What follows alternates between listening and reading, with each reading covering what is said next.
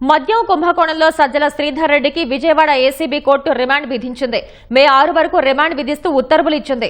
సజ్జల శ్రీధర్ రెడ్డితో కలిపి మద్యం స్కామ్ కేసులో అరెస్టుల సంఖ్య 3కు చేరింది. కోర్టు ఆదేశాలతో సజ్జల శ్రీధర్ రెడ్డిని విజయవాడ జిల్లా జైలుకు తరలించారు. మద్యం కుంభకోణం కేసులో A6 గా ఉన్న సజ్జల శ్రీధర్ రెడ్డిని నిన్న హైదరాబాద్ లో పోలీసులు అరెస్ట్ చేశారు. నిన్న హైదరాబాద్ జూబ్లీహిల్స్ లో అరెస్ట్ చేసి విజయవాడకు తరలించారు. విజయవాడ సిట్ కార్యాలయంలో విచారణ సుదీర్ఘంగా సాగింది.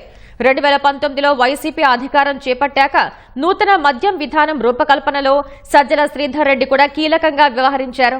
సజ్జల శ్రీధర్ రెడ్డికి చెందిన నంద్యాలలోని SPY ఆగ్రో ఇండస్ట్రీస్ కు గత ప్రభుత్వంలో మద్యం తయారీకి సంబంధించి ఎక్కువ ఆర్డర్లు వచ్చినట్లు సిట్ గుర్తించింది.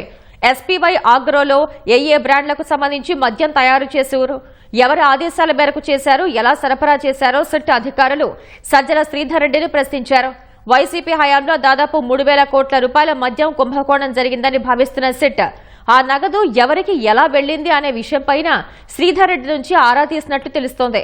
సజ్జల శ్రీధర్ రెడ్డి నుంచి సమాచారం సేకరించిన తర్వాత ప్రభుత్వాసుపత్రిలో వైద్య పరీక్షల అనంతరం విజయవాడ CID కోర్టులో ప్రవేశపెట్టారు.